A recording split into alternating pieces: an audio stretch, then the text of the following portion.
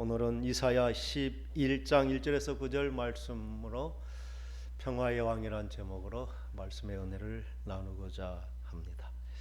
이제 대강절 마지막 네 번째 초까지 다 켜졌습니다. 우리가 대강절을 지키는 것은 이미 이 땅의 구원자로 오신 예수 그리스도 그분을 기념하고, 과연 우리 각자의 마음속에 주님이 나의 주인으로 계시는지, 또 그렇게 되기를 고대하는 마음, 그리고 그 주님이 이제 온 세상 심판자로 오실 그 주님 앞에 우리가 바로 서고 있는지 우리의 삶을 이제 돌아보고 또 결단하고 새로운 삶을 준비하는 그러한 시간입니다. 이제 이러한 때에 우리가 꼭 한번 읽고 지나가야 할 시가 하나 있습니다. 뜰악의 기도라는 시입니다. 이게 살르트 성 바오로 수녀회에 이렇게 걸려 있는 시이기도 하고, 그들이 이 대강절 절기에 꼭 그들이 암송하며 고백하는 시이기도 합니다. 그 옛날 이스라엘 백성의 부르짖음을 들으시고 구세주를 약속하신 여호와여, 오늘 또 다시 부르짖는 우리를 굽어보아 주소서. 애타게 빛을 기다리는 암흑 속의 인류에게 희망을 주소서. 나를 구해 주실 분은 오직 한 분뿐, 구세주를 맞이하기 위해 합당한 자 되게 하소서. 당신의 빛을 받았으나 번번이 외면하고 거절하고 무시하는 우리의 모습을 보다 생생히 보게 해 주십시오. 무뎌진 양심에 나를 세우게 하시고 굳게 닫은 마음의 문을 열게 하소서. 여호와여, 나의 말씀을 들으십니까?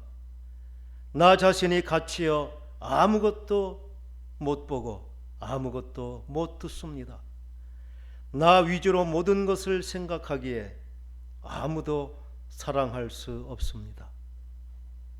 기쁨은 어디에나 있고 희망은 언제나 있지만 그것은 타인의 얼굴에서만 볼 수 있을 뿐입니다. 내가 나를 열지 않기에 아무도 나를 아는 이가 없습니다. 때문에 나에게 오는 무수한 아픔도 혼자서 겪습니다. 여호와여, 내가 갇힌 이 감옥문을 부숴 주십시오. 기쁨과 빛이 가득한 길을 열어 주십시오. 아멘. 지금 대한민국은 지난 겨울 이제 동계올림픽을 하면서 이제 남북이 대화하고, 아마 이제 봄을 지나 가을, 겨울이면은 어떤 평화의 열매가 맺혀지기를 고대하며 왔지만, 지금 점점 이제 남북, 북한과 미국, 그리고 남북에 점점 경색되고 연일 이제 정말 미사일을 시험하는 등 그 전쟁 위기가 점점 고조되고 있는, 어쩌면 지구상의 가장 위험한 땅이 우리 한반도가 아닌가 생각합니다. 점점 어둠은 짙어지고 험악해지는 이 땅, 과연 우리들의 얼굴에 참 평화의 소식, 모두의 얼굴에 기쁨과 희망이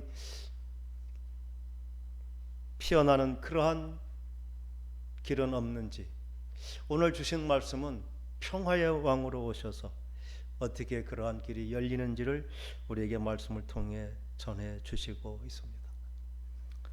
오늘 1절에 만나는 그 주님이 어떤 분인지, 우리가 대강절을 지내면서, 그리고 정말 우리의 희망이고 우리의 빛이라고 말씀하신 그분은 어떤 분인지, 과연 이 땅에 진정한 평화를 가져다 주실 분은 어떤 분인지를 소개하고 있습니다.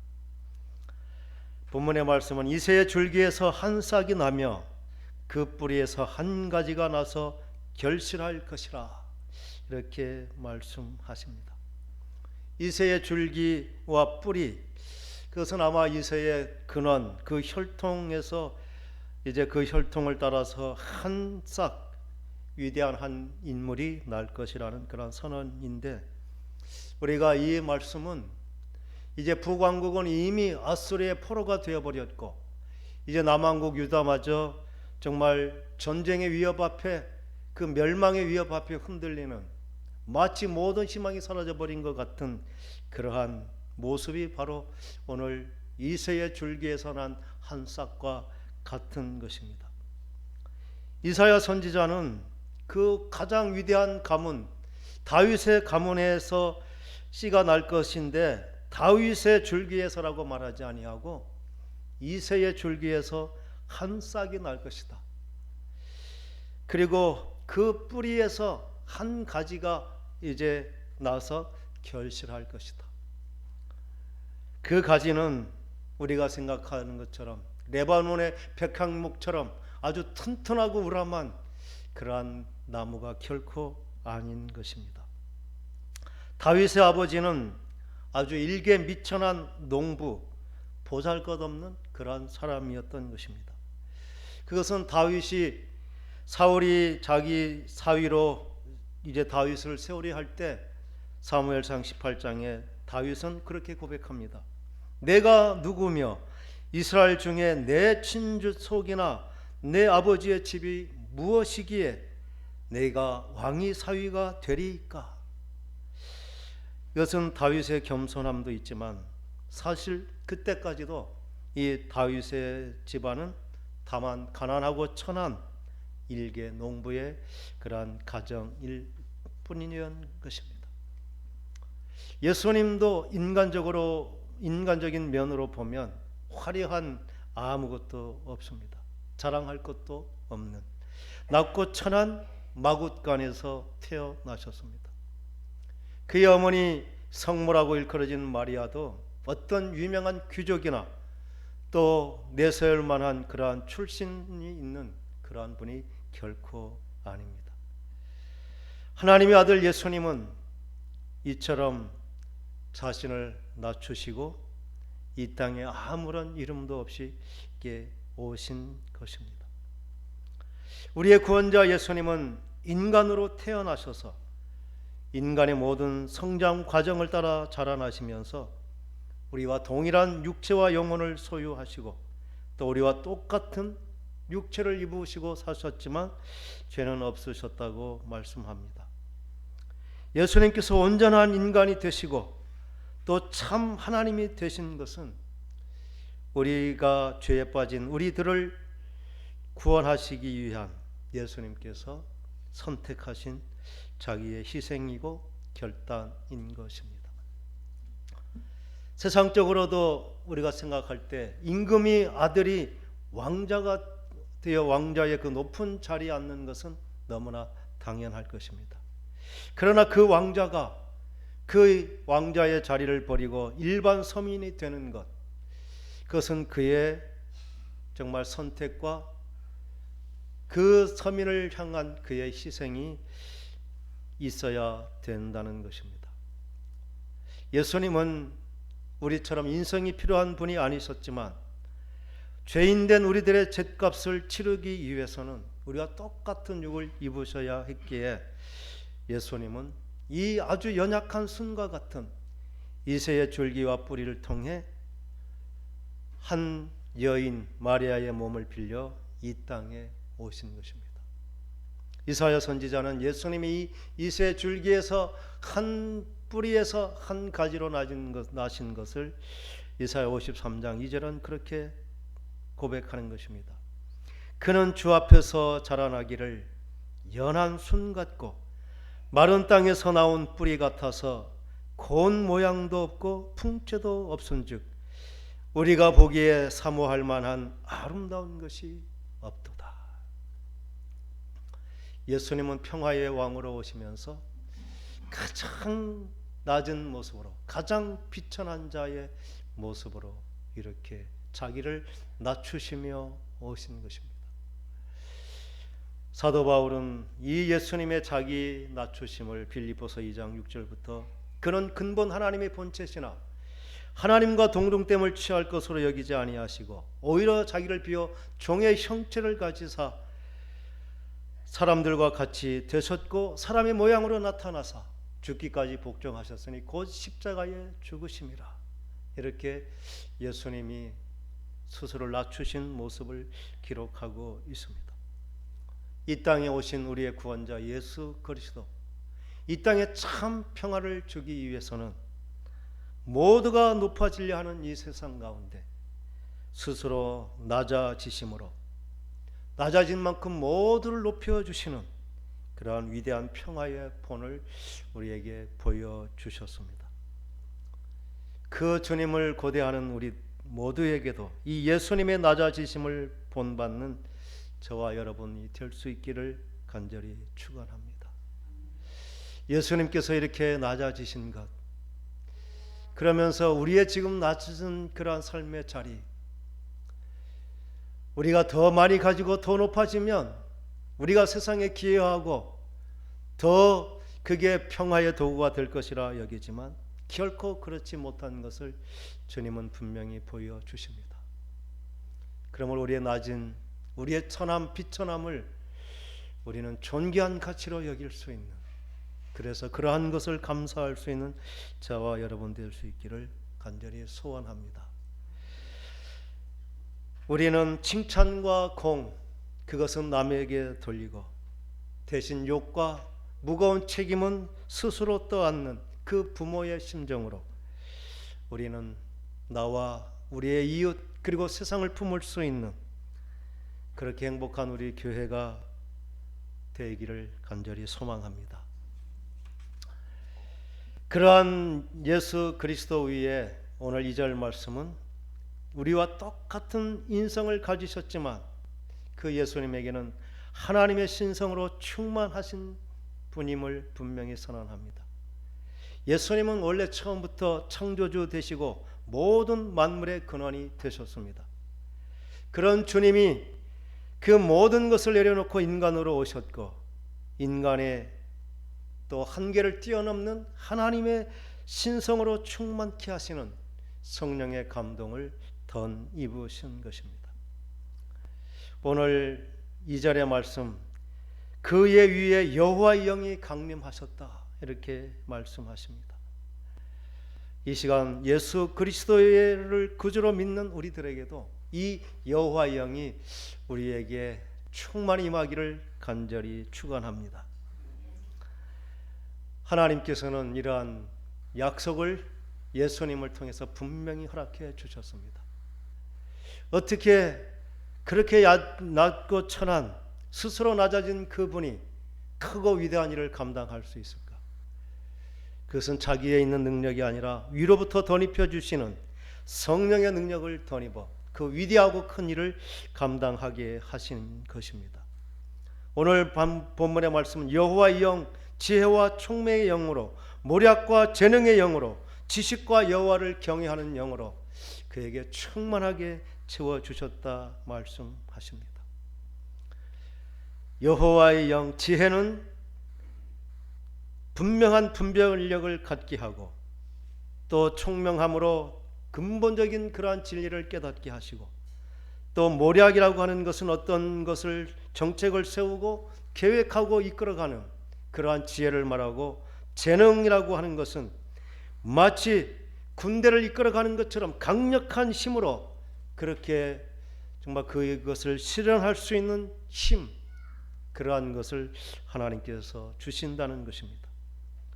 지식과 여호와를 경외하는 영, 하나님을 더 깊이 깨달아가고 또 하나님께 절대적인 복종과 그러한 두려움으로 하나님을 섬기는 그러한 마음을 하나님께서 주셨다는 것입니다.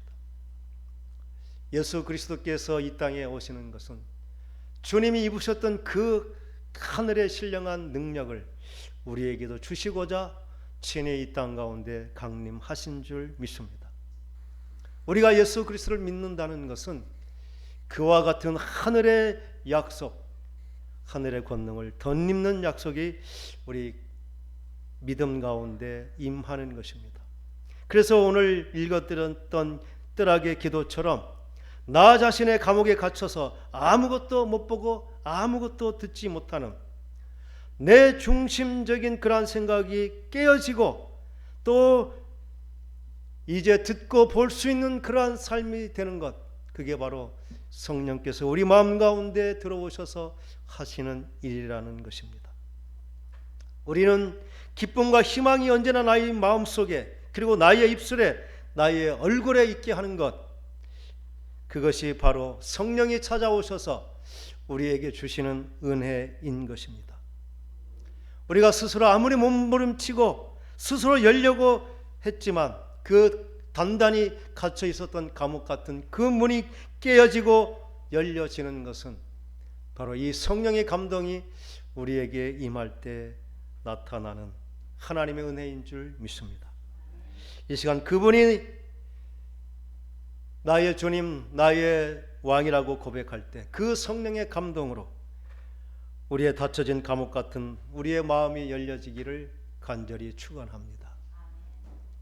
하나님께서는 우리 마음이 열리고 우리의 어둠이 밝혀지고 우리의 얼굴 속에 진정한 기쁨의 그 미소가 나올 때까지 하나님께서는 기다리시고 또 이번에도 여전히 성탄절에 찾아오시면서 우리의 문을 두드리시는 줄 믿습니다.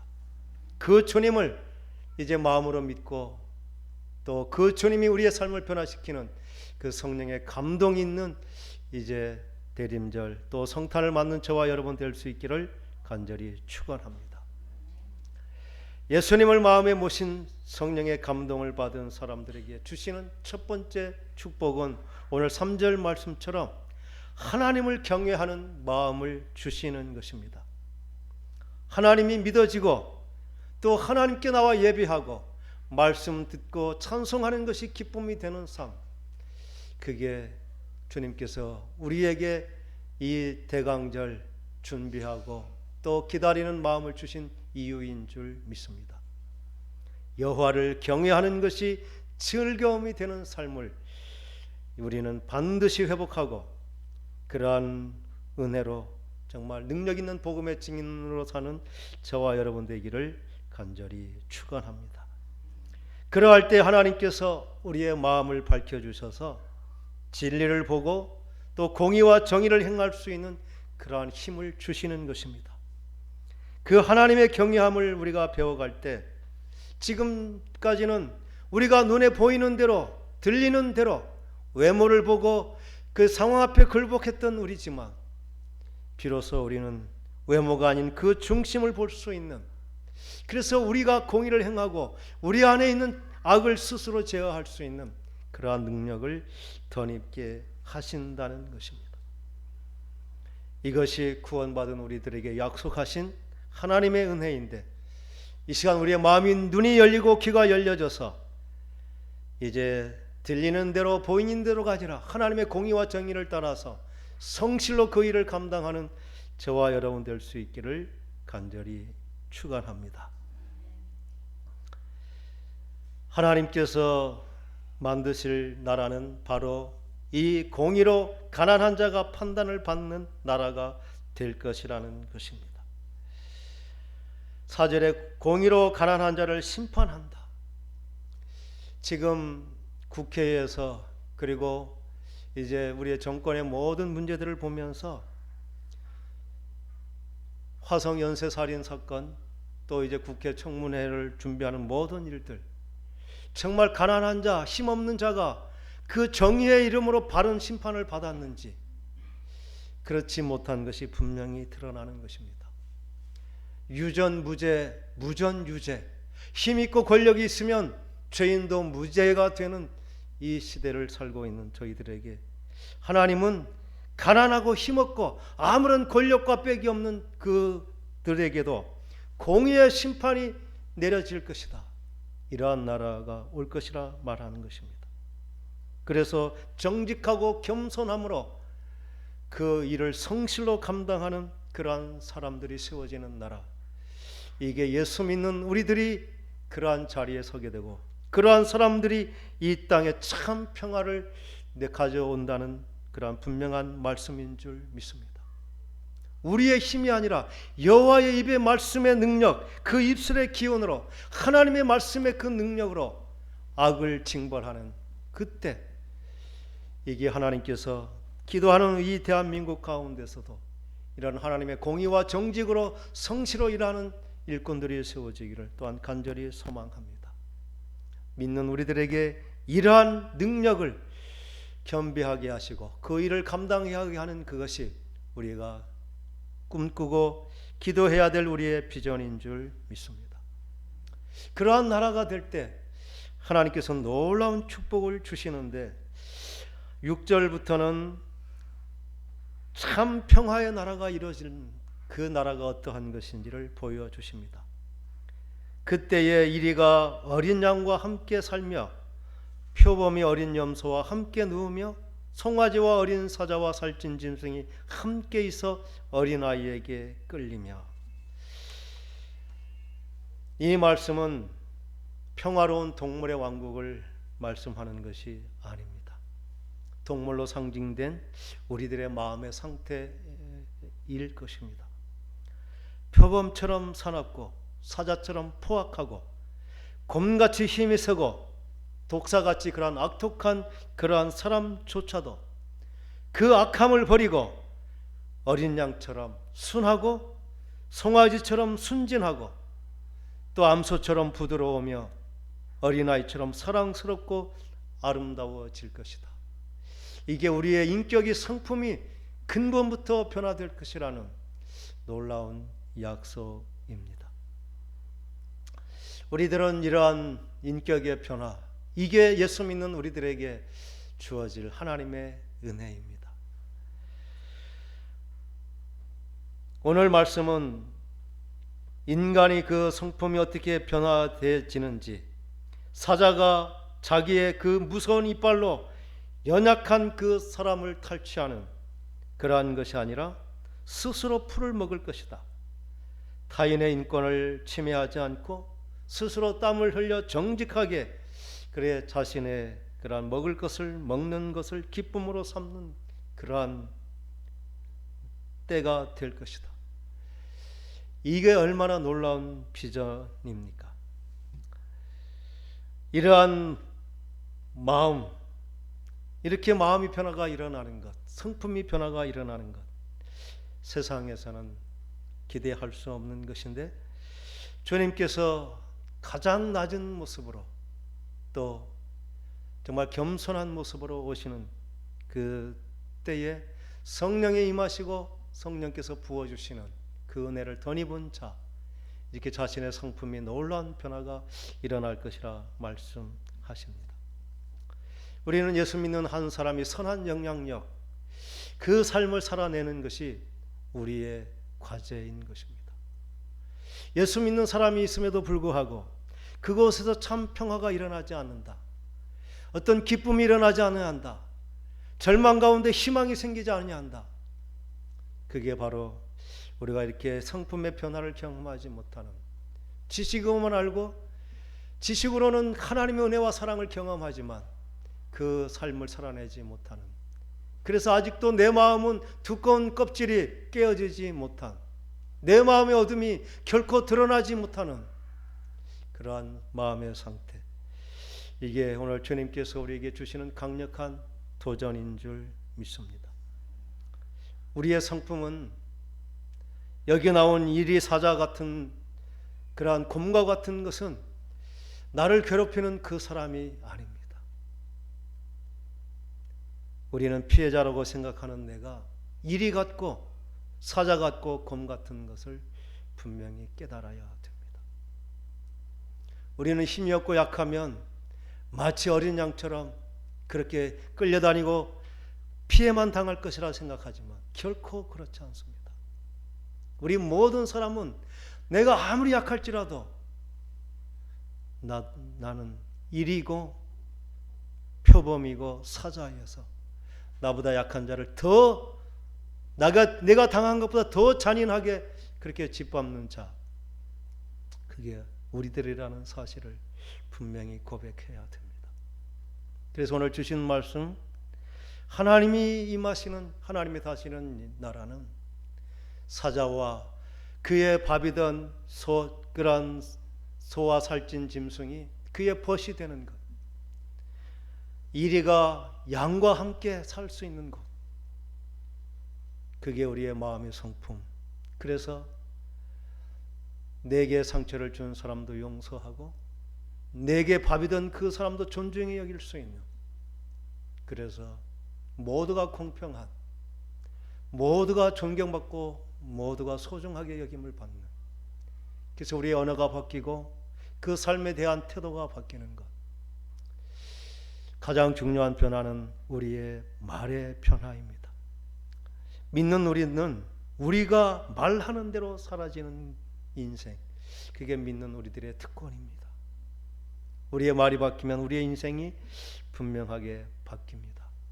존중하는 말, 또 파괴하고 상처를 주는 말이 아니라 싸매고 위로하고 격려하는 말, 소중하게 여겨주는 그러한 말의 변화를 통해 이 성품이 변화되는, 정말 이리 같고 표범 같고 사자 같던 우리가 정말 어린 양처럼 또 염소처럼 순한 그러한 송아지처럼 부드러운 살찐 소처럼 어린아이처럼 내가 있는 곳에 참 평화가 이루어지는 그러한 변화를 경험하는 저와 여러분 될 수 있기를 간절히 축원합니다. 이러한 것은 우리의 의지로만 되지 않는 것이 분명합니다. 이러한 나라가 올 것은 오늘 주신 마지막 말씀은 분명히 말합니다. 내 거룩한 산 모든 곳에서 해도 받지 않냐고 상하지도 않냐는 그러한 곳이 되는 것, 그것은 물이 바다를 덮음처럼 여호와를 아는 지식이 충만할 때, 하나님을 아는 지식이 그 모든 우리의 삶의 자리를 덮을 때, 그때 상함도 해됨도 없는 그 참 평화와 공존의 나라가 될 것이라 말씀하십니다. 우리의 성품이 하나님의 말씀 앞에 순종될 때, 그 말씀에 겸손히 무릎을 꿇고 정말 자신의 모든 것을 내려주심으로 겸손함으로 우리에게 영원한 평화의 왕이 되신 예수 그리스도를 본받음으로 말씀 앞에 겸손하게, 내 생각은 아니지만 하나님이 부모를 공경하라 하셨으니 공경하고, 자녀를 노엽게 하지 말라 했으니 노엽게 하지 말고, 남편을 사랑해라 했으니 사랑하고, 아내를 존중히 여기라 하니까 존중하는 그 하나님의 말씀에 순종함으로, 하나님의 말씀이 우리를 지배함으로 누구도 상하지 않고 해도 받지 않는, 모두가 아름답게 공존하는 그 참 평화의 나라를 만들어가는, 우리 가정의 작은 평화가 어떠한 무력과 어떠한 권력으로도 만들 수 없는 참 평화의 나라를 만들어 갈 것입니다. 이 땅의 대한민국의 평화가 미국의 그 막강한 군사력으로 올 수 있을까요? 대한민국이 더 많은 어떤 무기를 준비하고 더 많은 군대를 보강함으로 이 나라의 평화가 이루어질까요? 하나님의 말씀대로 순종하는 하나님의 사람들이 세워질 때 그 선한 영향력으로, 하나님의 능력으로, 권세로 이 땅 가운데 참된 평화가 이루어질 줄 믿습니다. 오늘 주신 하나님의 말씀, 나의 삶의 자리가 참으로 정말 천국과 같은 아름다운 그런 공동체로 세워지는 성령의 감동을 따라 말씀 앞에 순종하는 저와 여러분 될 수 있기를 간절히 축원합니다.